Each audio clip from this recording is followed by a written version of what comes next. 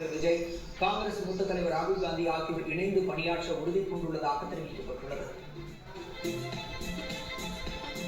தமிழக அரசியல் வரலாற்றில் கடந்த 10 ஆண்டுகளாக நீடித்த திமுக காங்கிரஸ் கூட்டணி கூறியுள்ளது. தமிழ்நாட்டில் விஜய் ஆட்சி அமைக்க தவிகவுக்கு காங்கிரஸ் ஆதரவு வழங்கியுள்ளது. 108 இடங்களை பிடித்து தனிபெரும் கட்சியாக உருவெடுத்த தவிக ஆட்சி அமைப்பதற்காக காங்கிரஸ், விசிக, கம்யூனிஸ்ட் கட்சிகளின் ஆதரவை அதிகாரப்பூர்வமாக கோரியது. இதையடுத்து காங்கிரசின் 5 எம்எல்ஏக்கள் விஜய்க்கு ஆதரவு அளித்துள்ளனர். கூட்டணி ஆட்சிக்கு விஜய் தயாராக உள்ளதால் அமைச்சரவையில் ஒரு இடத்தை காங்கிரஸ் பெற வாய்ப்புள்ளதாக சத்தியமூர்த்தி பவன் வட்டாரங்கள் தெரிவிக்கின்றனர். இதன் மூலம் 2016 முதல் தொடர்ந்த திமுக காங்கிரஸ் கூட்டணி உறவு முடிவுக்கு வந்துள்ளது.